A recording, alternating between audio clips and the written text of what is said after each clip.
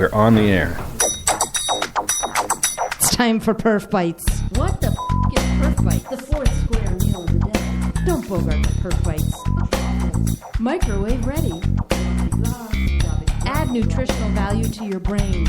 It's time for PerfBytes with your hosts Mark Tomlinson, James Pulley, and Howard Chorney. PerfBytes. Whatever. Hey, it's time for PerfBytes. Oh, that doesn't work. There we go. Hi. It's time for PerfBytes again, evidently. It's time for PerfBytes twice. I'm having PerfBytes deja vu all over again. Hey, it's time for PerfBytes. Hey, everyone, it's time for PerfBytes. If you didn't know that already, absolutely. Welcome, everybody, to yet another PerfBytes Live from STPCON. Live audience. Woohoo! Awesome. We're having a blast here in Framingham. Howard, you know where we are. That's right. We're in my hometown. We're in Howard's hometown, Framingham, Massachusetts. It's an amazing town, Howard. Did you know it's the largest town in the United States of America? Framingham? Yes. Why do you say that? It has the largest population. It's the largest population. Let me rewind. Framingham has town government, so it has it's the largest population that still runs town government. So we have selectmen, not a mayor. We are not a city. We are a town government. You're a town. We're a town, not the city. So Howard, that makes you a townie? You know it. That doesn't make you a townie. Seems somehow appropriate. I know. Yeah. Yes. So as is usual, we give a couple of shout outs right off the top of the hour. We have a roving topic that are in the show notes over here. I think we want to cover a little bit about modern web protocols, HTTP2, and sort of the cutting edge, bleeding edge of HTTP. We want to talk a bit about holiday readiness. So that means making sure your websites and or systems are ready for any holiday peak loads. Does anyone have any holiday business plans? Any Cyber Monday, Black Friday? It's .comers out there? E-commerce sites? Yeah? It's real. And, of course, we'll also do an audience participation on stories about performance or really stories of any kind. We're quite open to that. And we'll be giving away a pair of shoes, as usual. We'll also be giving away stopwatches. James, would you, for the listening audience live, maybe you want to share what's happening with these funky brand new stopwatches? Well, for the at-home listener, we have a black stopwatch with the black and red PerfBytes logo and our signature phrase, helping IT professionals to improve performance. Not available at any price. Not available because we're the only ones that were crazy enough to make them. James, what do people have to do? And we're going to tweet this out at PerfBytes, or the hashtag is STPCON, so #STPCON. What do people have to do in order to obtain one of these fine performance measurement devices? Well, Mark, you will have to share a performance story, arguably one where you learned something, probably painfully, and the best of these stories will wind up as the candidate for the shoes. Yes, for the shoes. So we have 4 opportunities to earn a watch and 1 opportunity to earn a pair of shoes. All right. So if one lucky person tonight will get both a stopwatch and shoes. Yes, they are extraordinarily lucky. We want to make sure we get the math right before we proceed. Right? Hey, did you hear about the one about Goldilocks and the 3 performance testers? No. Oh. Can we share that one in public? I don't know. This stopwatch is just right. No, I'm sorry. Exactly. All right. So with that, let's commence our usual kickoff, which is to say a topic of some sort around performance. And one of the big ones that we get a lot of interest in is modern protocols like HTTP2. Now, James, we did a show on HTTP2 before, but there's some new information we have to share, right? We did do a show on HTTP2 with Scott Moore, and I've already heard at the conference several references to HTTP2. It's coming. It's going to improve performance. But not a really in-depth discussion on what HTTP2 is and how it improves performance. Yeah. So on a foundation basis, if we think of the finite resource model, CPU, disk, memory, network, what HTTP does is it improves the efficiency of the network leg of the conversation. It reduces the number of connections, and it improves the efficiency of what is being streamed over the existing connections. So there's some technical information that goes along with that. I'm going to turn it to Howard to start going through the points there. But it is this network connection, which if you've read any of Steve Sauter's books, high-performance websites, etc., he really looks to optimize that network link because it is the most expensive link for the customer experience. Yeah. Now, before we go any further, Howard, Yes, Mark. Does original HTTP just suck? No, I don't think original HTTP sucks. I think it's fine. But why do we need HTTP 2? Well, I always ask that with IPv4 and IPv6. Why do we need IPv6? So are we running out of HTTP addresses? Is that what you're saying? So what are we gonna invent? DHHTTP? Something like that. Yeah, exactly. I don't know, but there were limitations. I mean, we've built almost 20 years worth of HTTP-ness, and I believe the origins went back to Speedy, right? So Google came out with Speedy, and then they went to work with the IEEE and said, all right, Speedy is now HTTP 2, which is bigger, better, faster, more. Mm-hmm. So kind of one important point about... So look, I think one thing that people have been really jonesing for is multiplexing to a single connection to origin. So you reduce the number of connections because you multiplex. Exactly. Now, have you ever been on one of those conference calls where you talk and somebody else can't talk, but then they talk and they can't hear you and you hear that? It's like a CB radio. Absolutely. So right. kind of wait. No, wait. You can't see? Yeah. So with HTTP 2, we can talk over one another at the same time. Isn't that nice? Wouldn't that be great? And we always do that anyways, don't we? Anyway, right, James? I think that's fine. Yes. It's even better when we're all remote, too, because no one can see each other. Yeah, with a little bit of latency, we're just all over. Oh, it's awesome. So now we could actually do that and even make the broadcast more interesting. So, we're going to multiplex. What else we got? Oh, we have header compression. So we can shrink things like a user agent from 24 bytes to 9 bytes for any small HTTP1 request. Doug Hoffman just did an interpretive dance of compression. That was good on you, sir. The kinesthetic learning power is right in the back row there. So my favorite thing coming with HTTP 2 is really the server push technology, which is the ability of the server to interpret the page composition and then send downstream all the page components with one request. So we don't have this constant back and forth of connection, request, sending of results. But that does bring up some interesting challenges.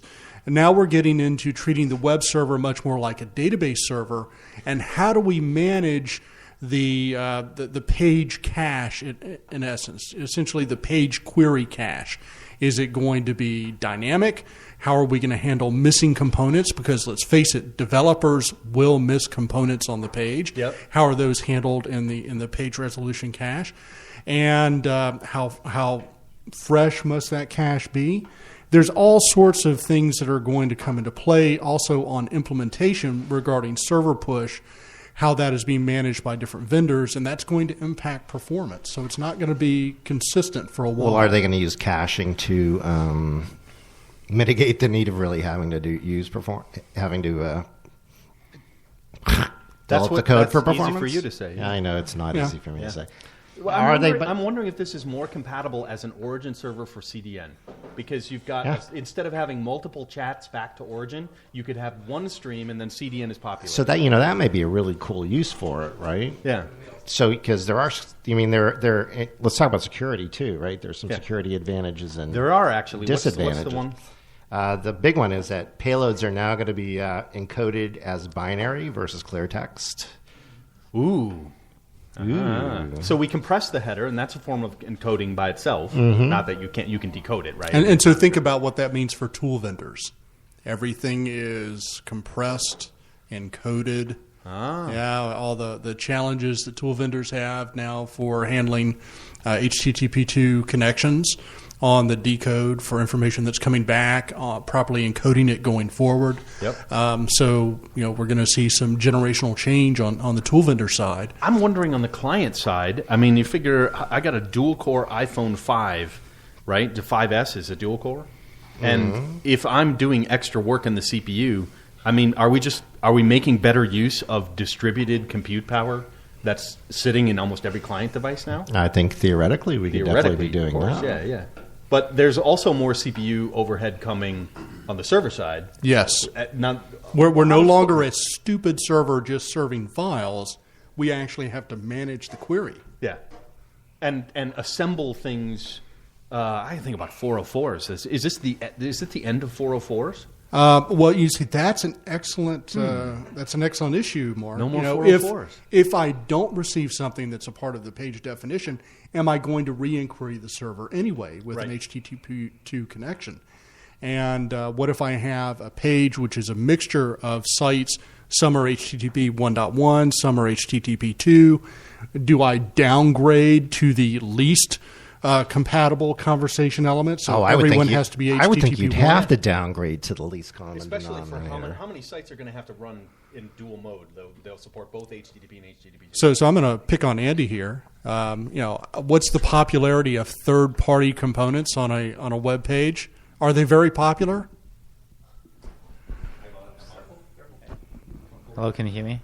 Yes. Here we go. I think they are very popular, of course, right? You've been sitting in my, at least for a while, in my I sat in on one of your classes, and you pointed out, hey, look what happens when you load the page without the third-party components versus the third-party components. One, it adds significant page weight, and it may change the shape of how many domains you have to connect to, maybe from 2 or 3 internal to 20 or 30 external. Well, the thing is, I think the biggest challenge is that it moves the risk from you to third-party component providers that you don't, and risk meaning in performance, right? Sure. Because now you're no longer in control of the performance of your perceived web performance. Well, that's always the thing we're trying to resolve anyways, right? Because we're always trying to see how do we mitigate that third-party call-out that we all have to deal with. And every site has to deal with them. And sub-sites, it's even more ridiculous than others. No love. So if I have one third-party component that's at HTTP 1.1, do I downgrade every other conversation to every other third party in order to maintain compatibility? Or are the clients going to have to evolve so we manage different types of versions of HTTP on each connection? That's going to require more CPU locally. That's going to move the focus of where performance is if you have a bottleneck in your computing power, particularly if you have a browser with 32 add-ins from different vendors. That's slowing you down. How many anyway. people have 8 toolbars in there? Yeah. Oh, everyone. Exactly. This kind of brings me back to something when we did that recording with Scott Moore, and I started to turn into the ROI broken record, right? You are an ROI broken record. I will just think, and the reason I was the ROI broken record is because of all these questions we're coming up with. I mean, I think it's going to be pretty expensive for people to go from HTTP to HTTP 2 right now. So this is the question. How would you guys know that it's worth it? Like, anyone want to volunteer an idea as to how you would make the decision to move to this new technology? Is anyone freaked out about it? Paul's freaked out about it. Step right up, sir. There's a microphone here for you. Paul Bruce, thank you, by the way, Paul, on behalf of Smart Bear for the Dalwhinnie, a single malt scotch that we'll be imbibing later on. Yeah, absolutely. Yeah. All right, so talk to us. What do you think about this whole HTTP2 thing? HTTP2.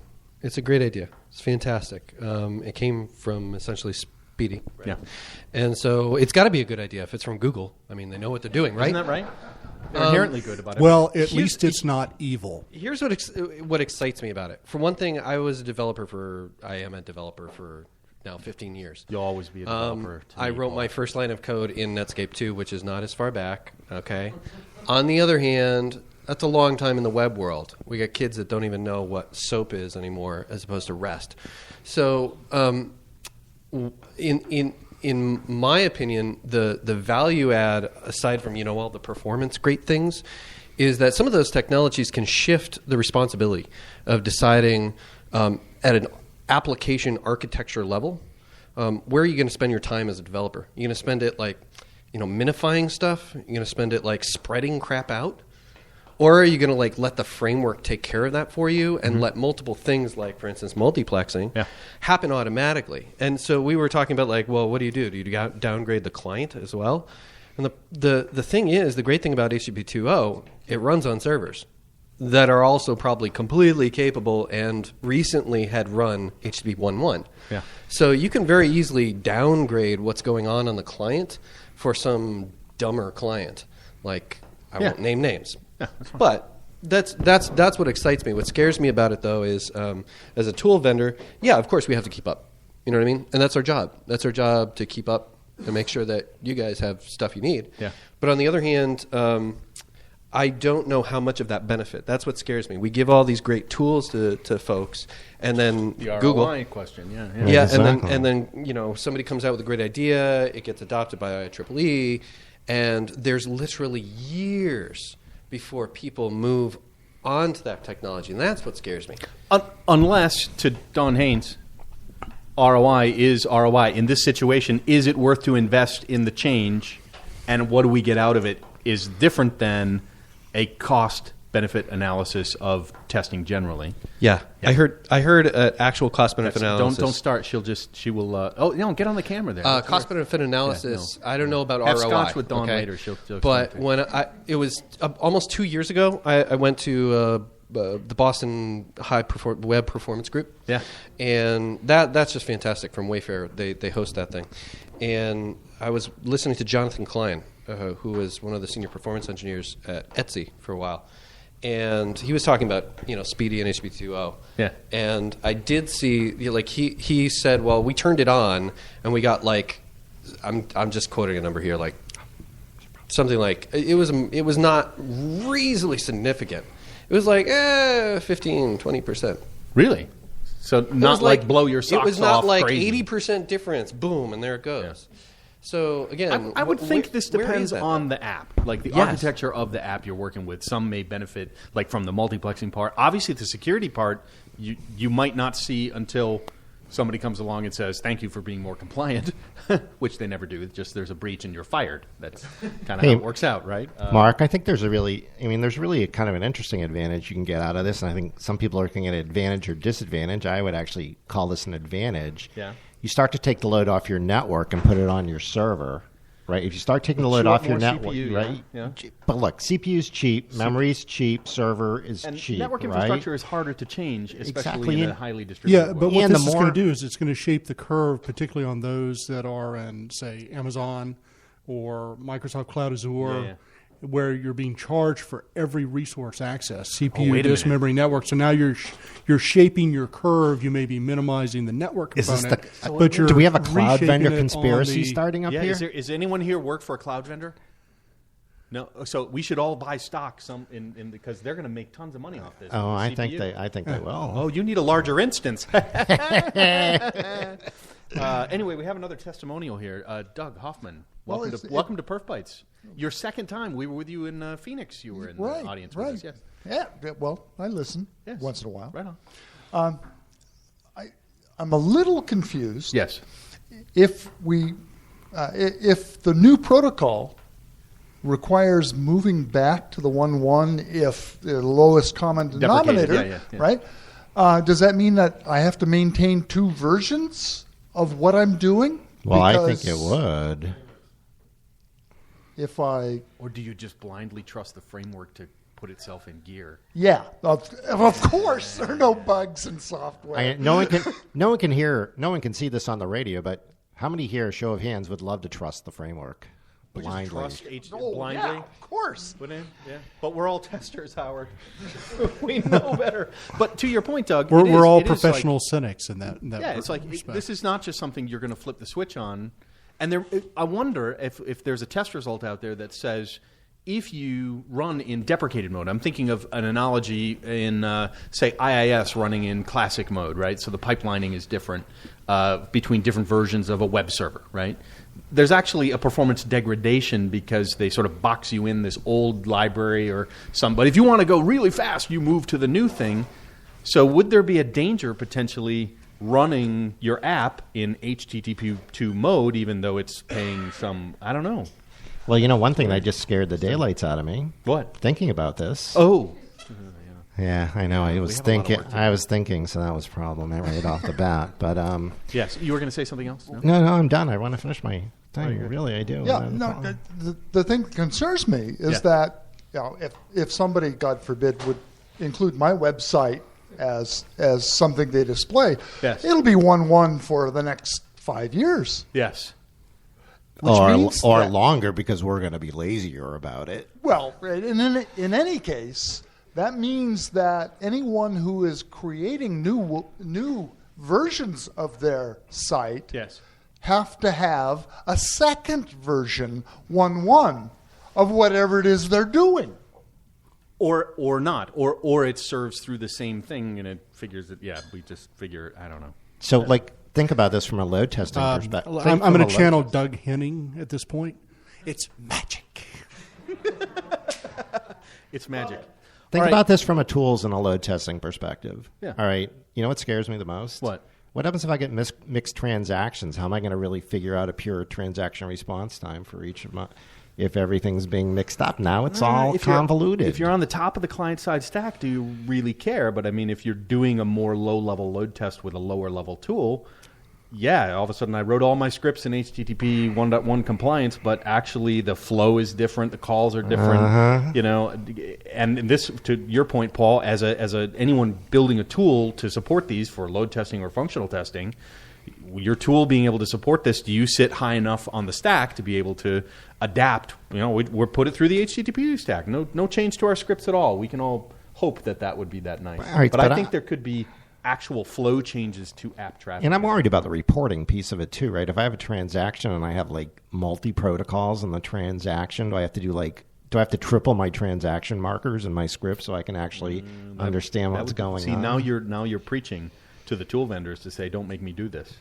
So just say it to Paul. Paul, please don't make us ever do this. Well, Andy, don't make us do this. I'm saying this to Paul and Andy, and I'm going to go back to my guys and say the same thing. Yes. Yeah.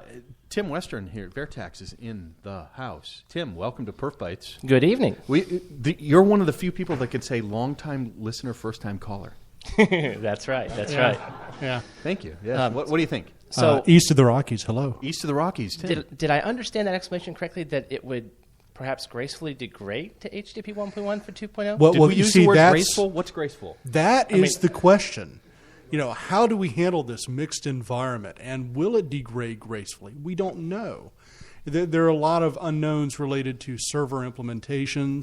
What is the actual resource cost if I run in a mixed mode where I support a 1.1 and a 2.0 client set? Do I force an upgrade to 2.0? Right. In which case I'm going to orphan some sort of browser architecture, say Microsoft, whatever, shipping on the desktop and whatever version of Windows. As someone who comes from a database background, I mean, I'm looking at this. I'm now turning the web server into a database server, and I'm supporting different connection types and different connection efficiencies, and each one of those has a resource cost associated with it. And I don't know that you can degrade gracefully. You have to optimize for one or the other. It's hard to optimize for both. So this gets scary. So all of you commerce vendors out there who are doing your come to my site.com and buy stuff, could you imagine if you didn't support Microsoft browsers anymore because of this? Do you think your company would implement that? Could be. Tim has another Well, comment. I was going to add, I've spent 9 years as a government contractor, and I'm sitting here thinking, if it degrades to HTTP 1.1 and we're saying that HTTP 2 is 2.0 and we're advertising it, are we actually leaving ourselves more vulnerable for the types of hacks that the government had with the OPM hack? There you go. It could be baked in the expectation, Tim, is that there are security enhancements with HTTP 2, so you can be more secure. So there may be, from a security standpoint, an incentive to say get off of HTTP 1 and move to this new thing. Who cares about performance? That's nice, Speedy. But really, we want more, in the government space anyway, you might see people wanting to do that. Now, I'll blow your mind and imagine all those outdated government systems that all have to be brought up to compliance, and how much money we're going to have to spend to replace all those I'm things. thinking of an article that I read recently about the Navy paying Microsoft for extended life on Windows XP on embedded Windows XP systems. was a perfectly good operating system, don't you guys think? Yeah. It was fine, right? It was fine. It was one of my Microsoft's better God, we're OSs, done I with that. think. Yeah, but you have this aging issue, and at some point, am I going to require a browser that doesn't run on that operating system? Again, is HTTP 2 the new IPv6? There you go. right, guys. So we're going to take a quick break and take a little public service announcement. You guys ready for that? We're Sure. ready, Mark. You're ready? Yeah. Let me see here. Let's go with this one. You know them. You see them hit the end of an iteration and they just plain ran out of time for performance testing. You hear them convincing the VP of development to just fire all the testers.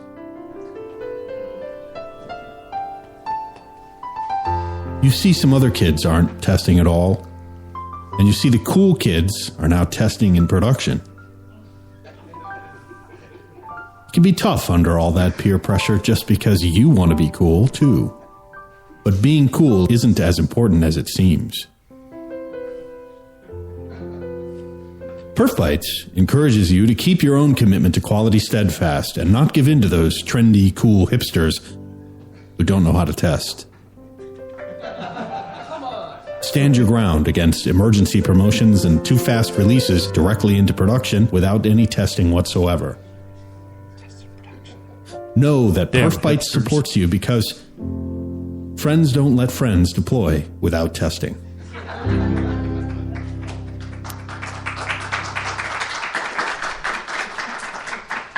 It's a beautiful thing. Thank you very much. I remember playing that the first time we edited it up, and I think, James, you were driving, and just, I can't stop laughing. I'm going to drive off the road or something. Yeah. It was very fun. And we do have requests, by the way. All of the public service announcements are available publicly on our SoundCloud page. You can go to SoundCloud, look for PerfBytes, and there we are.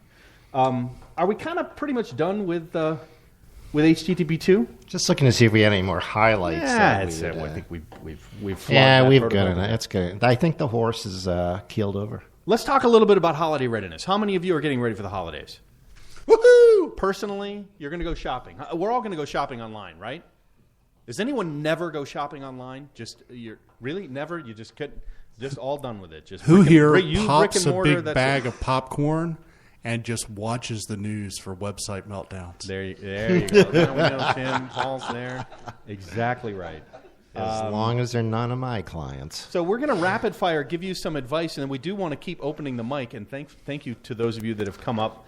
And we're specifically now, if you're going to tell us a story about performance, it doesn't necessarily have to be the holidays, but this is where we'll give away some stopwatches. You guys good with that? Yes, excellent. Time is ticking. Let's have our first contestant. Let's have our first contestant. Paul, are you going to tell a performance story, or you had something else to say? No, mine was lame last time. Oh, no, he was lame. That's right. We gave away one stopwatch already to Dawn Haynes. Congratulations, Dawn. And Dawn, how did you put it? This was the one time where the tool was more lame than the application. Something like that. Yes, and that won a stopwatch. That was a decent story. So if you think about, as we go through some of these, if you spark and think of a performance story to share in order to obtain a stopwatch, please just make your way right up to the table here and we'll do it. So the first one I'm going to throw out before we jump in with Deb is the 100 by 100 rule. So as usual, on almost every STPCON, Doug, you'll remember in Phoenix, we talked about the 100 by 100 rule, which is what, James? If you have a cart which is more than 100 days old or has more than 100 items in the cart, you need to do something with the cart. Preferably delete it before Black Friday. Yes. So there are different variations we've looked at. There's the 50 by 50 rule. If you have someone that has 50 items in their cart, perhaps give it to your inside sales organization to convert them. Let's see Amazon do that.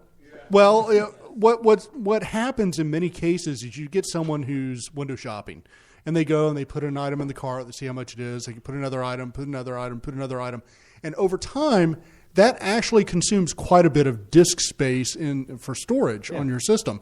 And if they never purge what they've placed in the cart, you'll have a situation where you might have something in the cart that's 8-9 years old. It's expired. The product may not even exist. Yes, and in fact, Greg Kudos, the godfather of Windows Update, he went to a camera vendor recently where he had been 3 years ago, and there was a lens still in his shopping cart. Yeah. So, and the lens was no longer available for sale Yeah, it doesn't or even even be exist. They don't even manufactured. make it anymore because it was toxic or something. Yeah. So but so we'll just hog keep some that in mind. resource You anyway. need to get rid of kind of the flotsam and the jetsam in your system in order to make your system more efficient. And part of that is converting large sales, such as an entire team's worth of sportswear, or purging items that are just clogging up your system. And also, if you have a default cart and a perpetual cart, you may have millions of empty shopping carts just being stored in your database. Do you guys want to hear this story? We've said it before. It's beautiful, and I think it's what did I call it? Occupy website.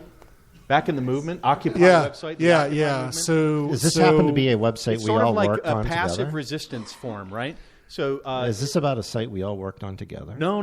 This it's not that well, it is. It's from performance tester Vamsi, who was there, and no one was listening to him. He's that little performance testing guy in the room, and he's kind of soft-spoken. He was a very soft-spoken guy, but brilliant engineer, and he was doing all the investigation to look at these objects in the cart. And for some reason, they kept, in the middle of load test, all of a sudden, boom, they'd get this stop the world. Everything would come to a halt, and they're like, what's happening? And this garbage collection nightmare, these terrible things are happening.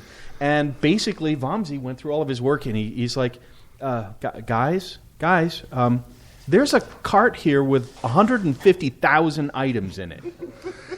And it happened because they had a monitoring script built by not very mature testers the that script did was not not good. return it back to the same initial condition at the end of the script. And the script was add an item to the cart and time it.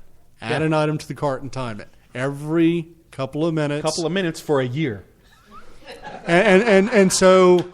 and one of the reasons why Mark and I got called is this site was tipping over about once every 15 minutes as the cart was purged from memory. Now, you can imagine you rematerialize the cart. It's got to go into the database and get all the individual items, and those become objects within the app server. And in the app server, all those little objects get created at the same time.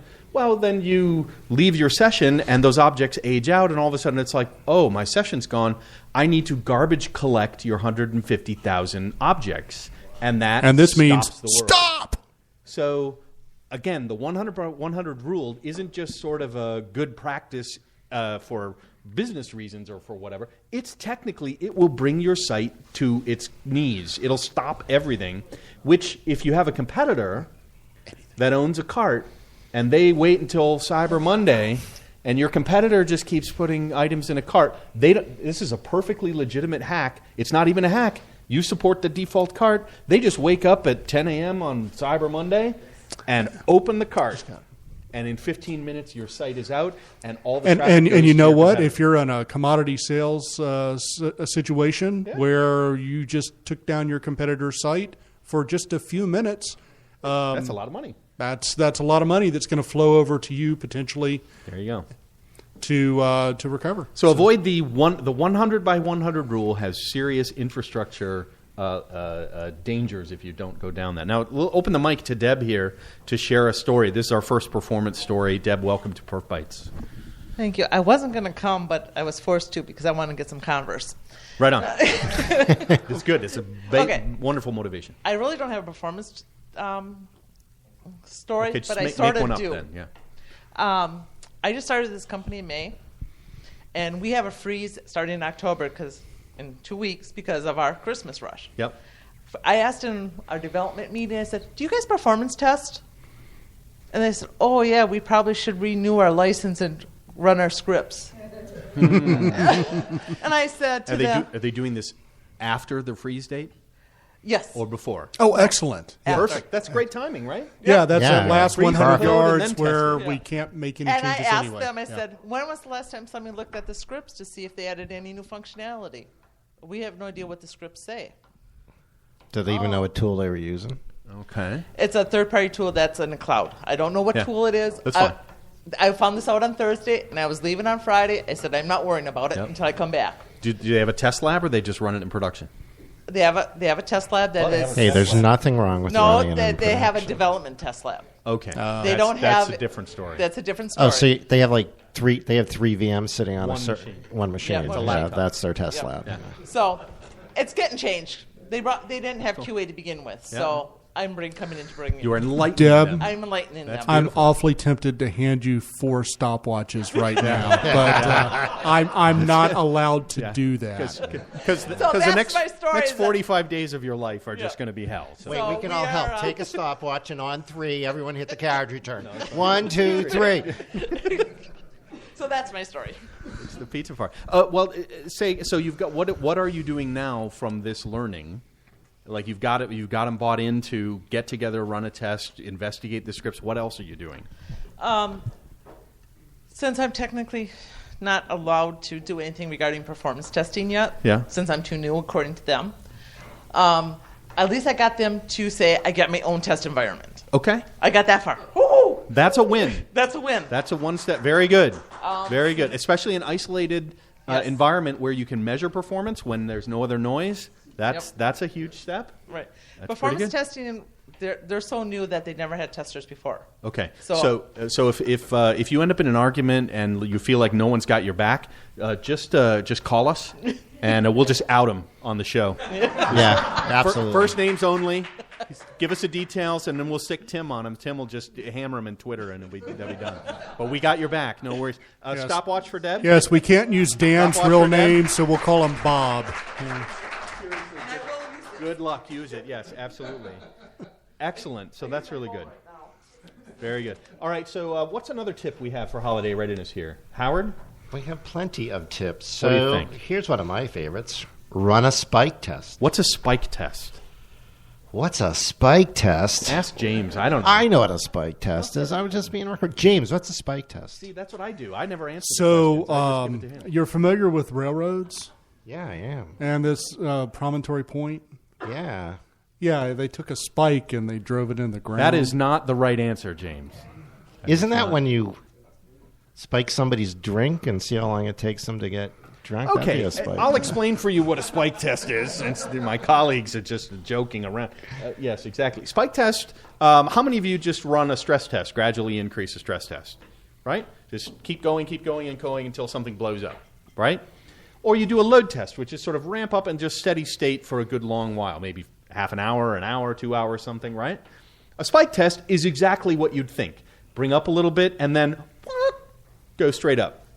Hold it there for a little bit at like 10x for like some period of time and then bring it back down so that it releases and you can see it. So it really looks like a top hat. We should call it a top hat test. Yeah. Yeah, don't you think? Absolutely. The spike test. The other thing you can do is Maybe we just call it the Lincoln test. the Lincoln test, without the hair, without the facial hair. Yeah. Lincoln was a hipster. That's pretty cool. Was he really? He was. He'd be totally in. But he was Republican. Under the hat, he had a man bun. But he's right? But he's Republican. How can he be a hipster? No, trust me, they're everywhere, Howard. Exactly. Hey, but the idea being, watch also, that, you know. Hey, look, I wasn't saying anything wrong or bad. I was just questioning if he was Republican. How could he be a hipster? Tester, you see? would question those things, but that's a totally different podcast. So the idea is for e-commerce, if let's say you're going to do a promotion, if you're going to be putting out a new product and there's a specific date or specific time when that the product is available, come to the website. Sometimes they put it out on Twitter. Sometimes you put it out in social media or an email blast or something like that. Call up your marketing department. Next Thursday at 4 p.m., the product is available. Wow! And then we're going to have 50,000 people show up on our site in 5 minutes. Yeah. So if you're doing normal load testing, just sort of run some load, or you're doing even continuous load testing, we do short, small load tests that are kind of steady state. Consider for the holidays, let's do a special round, maybe a week's worth of game day, what I call game day scenarios, DevOps game days, right? So spike the test. You can do an interval spike test where you do multiple promotions, one after the other, to see if the site can go up and down like that. I'll give one piece of advice where we've talked about spike tests before, but I've seen recently, and this was really interesting, where the site itself had actually some garbage collection pauses and had a couple other latency issues where they kept coming back to me and saying, oh, we get all these spikes. It spikes up to 130 transactions per second on one server. And what was it? But the arrival rate is steady. So the traffic comes in at a steady rate, but they keep saying, we see these spikes going up, right? And the truth is, you can actually cause the spikes by having your app in this stuttering kind of way, like I Stop the World. So it stops for a second, queues up a bunch of requests, and then catches up really fast as soon as the app server releases and spikes. And because the traffic's coming in at a steady level, it's just going to back up. Yep. So the spikes, you may be causing the spikes on yourself. So you want to basically do your diagnosis to make sure that you're looking at GC suspension is a good cause. You can also see it in the database as well. If you're looking at other deadlocking or locking behaviors, right, where you're blocking on stuff. So that's a good one. That's what I'm saying. Do a spike test. All right, another story. Who has another story about performance? It doesn't have to be from your current position. You could we have another opportunity here. Welcome. I can't see your name tag, sir. Rich, welcome to PerfBytes. Welcome, Thank you, everyone. Rich. Welcome, Rich, Welcome, to PerfBytes Rich. here. Thank you. Rich, what is your performance story? Well, when I first started performance testing, I was on a phone with the vendor, and they were showing me the software. So they wanted to show me how you could add or increase or decrease users. Okay. So we set up a quick script, went to Google, looked for load testing, and they had 6 users. We'd drop it down to 2 users, bring it back up to 6. It was only a couple of minutes. Yeah. In that couple of minutes, I hit the Google site about 100,000 times. And did you get a call from Google's lawyer? Yeah. No, they just shut us down, the whole company. Yeah, they block you, right? There was this woman in information security.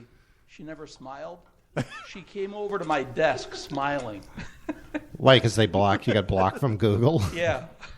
Saying everybody, including the president, can't go to Google right now. Your entire subnet had been blocked by Everyone. the Googleites. Yeah. So congratulations to Rich. You spammed Google. Yeah. You single-handedly bringing down. Now, did you do this again? Did you put think time in the script and behave yourself, or that was the only time. That was just the demo. Information security came over smiling. So the tool you're actually using dynamic ramping on the tool? Yeah. Yeah. Or they were demoing it. Yeah. Demoing dynamic the demo ramping. script didn't have any think time in it. Yeah. So actually, the vendor was demoing it for me inside your firewall without any think time. So that's evil.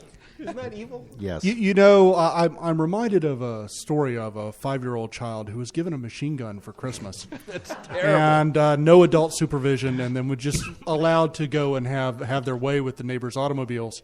And it seems remarkably similar to this story regarding Google. No more cars. Yeah, if you actually look in all the vendors' licenses, they will actually say you can only test against sites you own, manage, or control. Yeah, almost and all it's referred to as the Smith and Wesson clause, because they do not want to be sued as delivering to you an inherently dangerous device that then you use to go out and hold up a grocery store. Or something. Just get a cloud instance going, do a little spoofing, and go through a spam Tor away. browser. It'll be fine. All right, so we have to stopwatch for Rich. Yes. Yes. Good learning. There you go. Thank you, sir. Awesome. Very good. All right, Howard, another tip from the bucket here. Jingle bells, jingle all the way. Let's go out and trim the session just like we would on our Christmas tree. That was they're not a wow. Come on. No. So that was nothing like the Dr. Seuss book I remember as a child for Trim Your Session. But you read the Dr. Seuss version? I read the Dr. Seuss version. Does that have like 3 red things? Look, 1 session, 2 session, 3 session, blue session. All right, we've exactly. lost Howard. He's just gone off the deep end. You can't keep feeding. So yes, James, you wrote this one. Trim the session. What do you mean trim the session? Performance is a function of how you allocate resources and how long you hold resources on the server. So if I hold the session too long on the server, like 20 minutes, say 20 minutes, 30 minutes, these are resources I cannot allocate to new users on the site. They are held. They're involatile. Yeah. I have to wait for them to be returned to the pool. And it's very common for marketing to say, you shall hold the user session for 30 minutes. Because they might buy. They might come back and buy. And yet they look at their Omniture reports and say, oh, well, the average amount of time the user is on the site is 10 minutes, and the average time from page to page is no more than 90 seconds. But we're going to hold my cart session for 30 minutes instead of, say, 180 seconds. So trim the session. Be very aggressive. Be objective. Look at your logs. See the actual amount of time taken from cart instantiation to the last time a user is on the site. Odds are your cart session will be 2 to 3 times longer than it needs to be, and that directly leads to too many users on the site, too many sessions stacking up, and the server turning over. Now, keep in mind that this is very good for end-user sites. Necessarily in an API or a web service context, you may not have those same correct. It'll be sessions, more right? stateless, more transactional, stateless. Yeah. So if it's a full rich user site that you're serving, you'll want to think about this. All right, that was good. We're going to do another story. We have 2 more stopwatches, so we got to keep going. Paul's got one. Paul Garsoffer. It's a different one. He's got a different. So he tried last night and lost. I was encouraged to anonymize this one. So. Oh, really? Yes. So the names have been changed to protect the guilty. Yes, to protect the guilty. All right, Paul. Or to protect the business decision. Very good. So I was affiliated with a previous organization, and we put forth an estimate for a performance lab, and there was a relatively large sum of money. Like Deb's building a performance lab. Yes. Exactly. So equipment and staff and everything. And the business guys looked and went, well, on Black Friday, when we are down, we don't lose that much money. We lose less than that. Okay, so they made an arbitrary decision that performance was not worth what the risk was. I won't say it was arbitrary. It was based on sort of the previous results do not guarantee future performance, but based on the data points they had, that investment was not worth the loss that they were going to incur. But did they take into account the customers who aren't going to come back anymore because they had such a miserable experience and they're just doomed to repeat it? No. They did. They actually took that into account in some sort of percentage way and said, we're good. We're not going to do that. So how do you adapt to that? Were you still there? Wouldn't you talk them into something, building half a lab, something better than nothing? Did the user community grow and therefore their loss was greater than expected? No, that's kind of point I'm going. I do not know because some of those conversations happened without me. Okay. I was just the automation guy. Did that become an RGE? How are you going to win a stopwatch if you say things like, I don't know? I mean, seriously, it's a learning opportunity. Mark? But the real truth is they did a business analysis and said, not worth it. Not worth it to us now. Yeah. They did that same analysis every year. What did they do? Use the magic 8-ball or something and shake it? They looked at previous years and said, this is about what we are out on Black Friday. Yeah. And therefore, we are willing to incur this business risk. So was that a resume-generating event for you? I believe that would be resume-generating. So despite the nebulous nature of the discussion, I reserve the right to award a watch on haircut alone. So I'm getting a social promotion. You're getting a social promotion. I'll give a shout-out as well. Deb, you're in this same situation. It's not always one and done. Sometimes when you're working at a company like you were at this place, you brought the argument, you made the case, and it didn't go that time, but soon enough, it's like that ketchup bottle theory. It's the third person that finally came with the same investment case that said, all right, yeah, finally we will make the investment. So good on you for helping worth, make that investment. The argument, anyway. For what it's worth, that company now has a performance lab. There. Yay. There you go. Now we'll give him a stopwatch for that. Thank you. All right, so a stopwatch for Paul. And we can do another tip. I think we should do another tip. We're actually on time. We're way over time. But is we all having fun? Want to keep going? Yeah. All right, you guys are in. There's plenty of refreshments, plenty of water, and there is some wine over here. So one more tip, Howard. To me, this is a tip for Well, it should be a tip for everyone, but if your processes are kind of mature, this would be a really good thing to build on the good work you've been doing. And that's know your horizontal and vertical scalability trends. So when you're out there doing your testing for holiday readiness, really start to understand. It's all about understanding what your site's doing. Be that site architect, understand what's going on in all the other parts of your site, do some what-if testing, do some spike testing, whatever, then look to see what's happening with your site when you're doing these different types of tests and pumping this different type of traffic through. You see your trends, then you develop a plan of action with the whole team that's going to be sitting around in their war room on Black Friday or Cyber Monday. So you know if you start to see one of these trends starting to occur, you'll know how to go out and attack it right away before it topples you over. It's like the plan of attack for the SWAT team. Exactly. Okay, we're seeing this. More servers, stat. More memory, stat. That's how I would say it, just like that. And it's also worthwhile. More pizza, stat. More caffeine, stat. Call the CDN vendor, stat. Yeah. Well, that's a good tip as well. There are some optimizations that take lots of forethought and planning.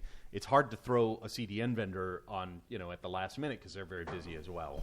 Well, have your CDN vendor But that was good. This is as the idea. part of your SWAT team. Yeah, so your performance test results are predictive of what's going to happen in the future. So your prediction should be, wow, we're going to be out of CPU. How do we throw more CPU at the problem on Cyber Monday when it's last minute emergency, let's throw some equipment at it. I think that would be really good. And I do want to say one thing, too. What are you going to say? If you test in production when you're doing this, you can learn how to get it even better, faster. Howard is one of the cool kids who tests in production. Very good. All right, we have one more stopwatch to give away, and then who has a story? One more story? Come on, somebody. Tim's already talked on the mic. It's got to be a real story, though. Guys, are we going to enjoy it? Tim, come on. What do you think? All right, let's go. It's a performance story from the trenches with Veritex. This is actually a story tied into a takeaway from Andreas' talk, and it's a question to the testers.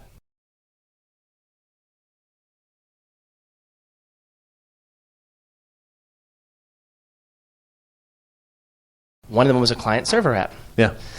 And the most interesting one was the web app. They were logging all their logs to a database, same database where all the rest of the content was. Sounds fine, right? Well, until the login page goes to check to see if the log is full and starts throwing errors because it can't put a log that said it actually connected because you have it still on debug mode.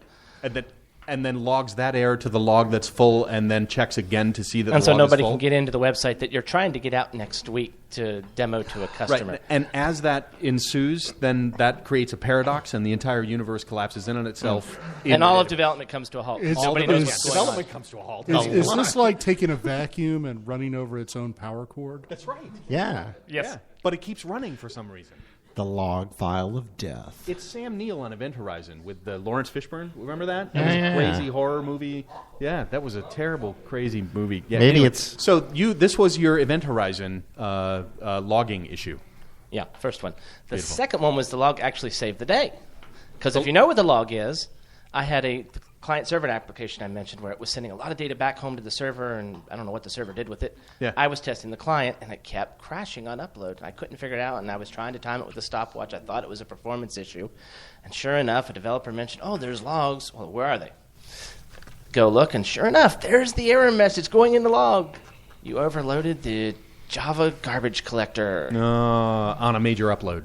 On a major upload, yeah. 2 big object. In which case, it fails, and then the user can't use any of the data, and they have to start I'm sorry. all over again. Your object is just too big for us. Yes, your object is just too big for us. Object is too. So it's 2 a.m. Do you know where your logs are? Yes, it's 2 a.m. Do you know where your logs are? Right. Yes. And the other one is it's great to know where your logs are. It's great to know where your logs are because it might just save the day. Might just save their logs can save the day. Logs can save the day. Here I come. I'm singing with Howard now. This is Logs. All right, so those are good. So a great tip for the holidays as well. A lot of people don't check the log space before they go. Stopwatch for Tim.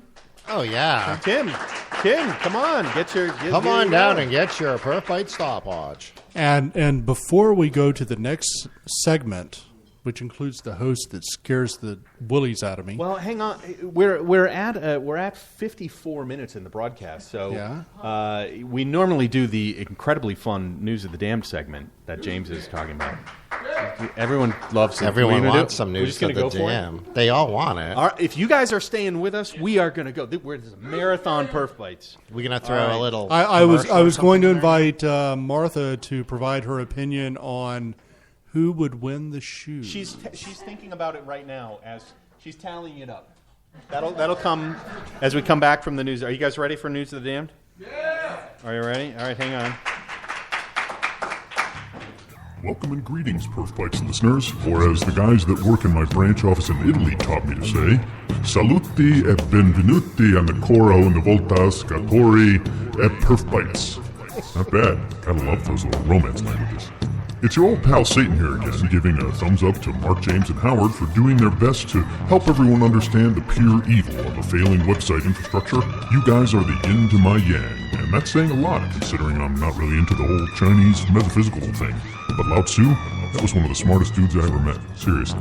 Anyway, without further delay, it's time for the News of the Damned. Can you dig it? There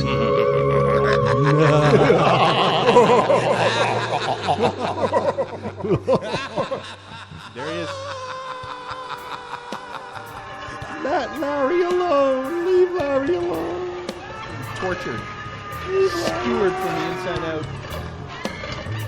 I really should familiarize myself. That is your users talking. Yes.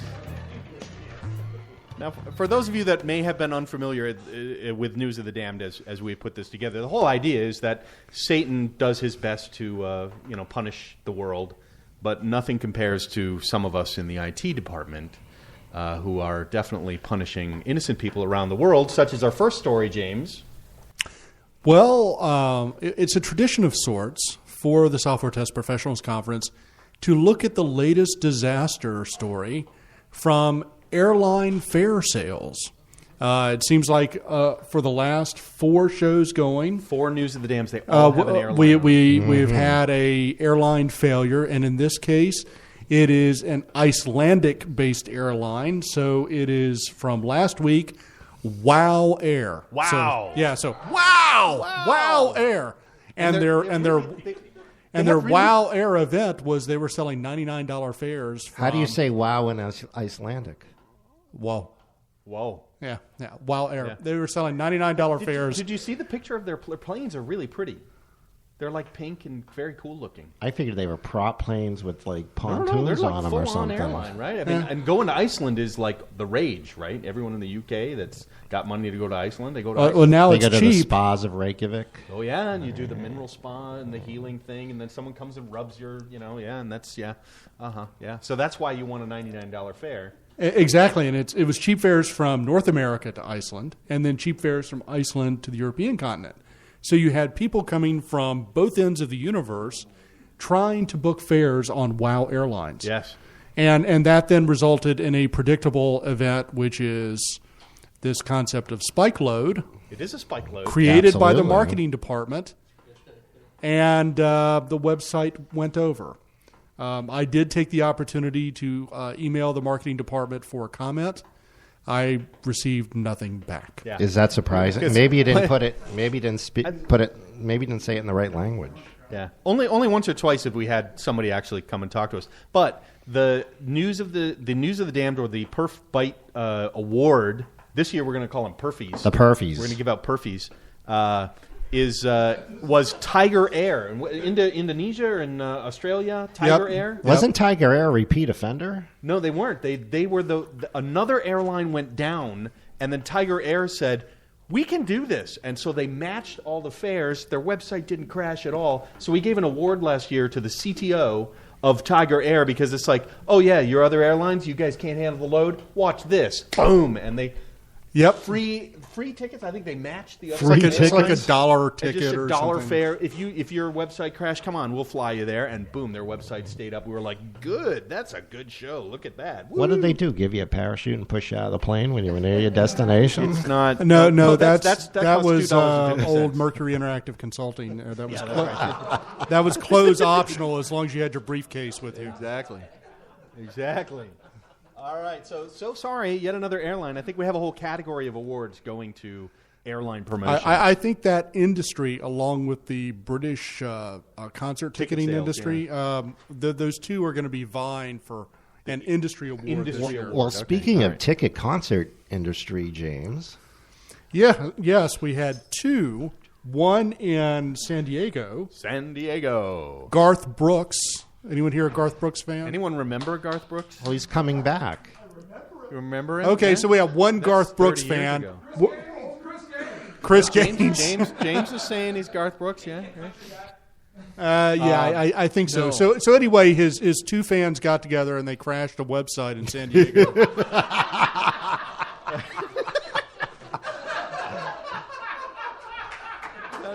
It's a really sad show. They're running it on a laptop. Paulie, you're going to get sued for that one. So it's very sorry. Ticket sales, as you can imagine, we talk about spike tests. Somebody says, Garth Brooks tickets going on sale. And the thing that's always common about these things, it has a specific date and time when you can go buy your ticket, or it's a limited, like there's only 400 tickets, so you have to rush. Or in this case, it was an incredibly small venue for the small number of fans. Yeah, it was a house party somewhere with 3 people. That would be. Well, you know, if it's a good band, a cool band, everyone's going to go for it at once anyway. This could revive Garth Brooks' career. Hey, I'm crashing websites, dude. I made it to News of the Damned. Yeah, this could be a big deal for him. What's the other ticket site? The other one was in Seoul, Korea, a band called EXO. Yeah. They had tickets that were going on sale for an October 10th show at Seoul's Go Check Sky Dome. Yep. And the fans crashed the website. They couldn't even access the site for more than an hour when tickets went on sale. And the problem with this particular one is it had a cascading failure. So the site would go down due to load. It would recover. Users would find out it's back up. They would come rushing back again. And so this cycle continued for a period of time until users were frustrated and left or tickets were exhausted. Yeah. And that type of cascade event is actually very common where you have limited supply, limited time, and a larger demand. Yeah. Situation. And remember, we talked about spike tests. You can also do interval spike tests over and over again. That would, if you see the website go down, doesn't recover, hammer it again, doesn't recover, then you can figure out exactly what resources are not coming back online, what processes you needed to restart instead of just, actually letting it try and recover. Paul has a question. Yeah. You could, yes, right up here, sir. Somebody brought pizza? Do you order pizza? Oh, there's pizza. Oh, check that out. Okay, sorry. So nice. and yes, you went, Paul, you're competing. And Don, between me and pizza wins. You already won a stopwatch. I have an airline story for you. Oh, okay. I love airline stories. Well, I'll get done quick. So it's come up a number of times how there's a misunderstanding or not comprehension at a business level about performance testing, testing in general. But my question really is, if it's so valuable to the business, why is there not a comprehension at the business level? Yeah, marketing. Yeah, the people. Paul, you had the story about building a lab. Yeah. Yeah, there wasn't enough time. Oh, it wasn't worth the cost. I'm thinking to myself, consulting cost must have been worth it at some point just to bring in. Well, Paul, there are people that use a computer that don't understand why it doesn't turn on. Yes, and they're running the world, aren't they? Work in marketing. Oh, I see. This is the classical problem of we may not know we have an issue until we have the right expertise. I can think of one e-commerce vendor that was allocating a shopping cart too early. Which it was very common. They were giving out a default cart. People were arriving on the site. Everybody would receive a cart because it's easy for developers to do. They don't have to make any decisions. And simply by moving the cart from that one location to when someone actually looked at it or placed an item in the cart resulted in $12 million of additional revenue over the course of a year. So, but they did not see a problem because marketing said, I have to have the little cart icon whenever anyone shows up with a number on it. Yep. And that number was not converting at the same rate as taking the cart away and having a faster, more responsive site. So yeah, I think we just miss it because there are a lot of assumptions that, oh, you tech guys, you're going to get this right. Paul, you're a developer, you're going to get this right. Go do right? these things. And But so, don't but people- there's a lot of complexity behind that. I also think when I look at APM tools, they don't necessarily give you the right insight to say, wow, we should do something differently here. So you can't take action until you see something to take action on, or you learn about something to take action on. I have some silly question to ask. Yes. And the question is it not incumbent upon the performance engineer to be the pioneer and to enlighten, to share? I mean, that's really the... Let me put it this way. I've worked in several organizations. I've worked in... consulted with big companies, and I go pal up with the marketing guys so I can figure out what they're trying to do. Need to bring them and some single malt scotch. Exactly, Or some homebrew. right? You know, it's incumbent upon us. It depends on the maturity of the engineer who's working in the organization. If we sit there and whine that the marketing folks are listening to us, then we're not talking loud enough. Howard, that was a perf rant. Did I That get was a a little- that did was I get a technically little perf- semi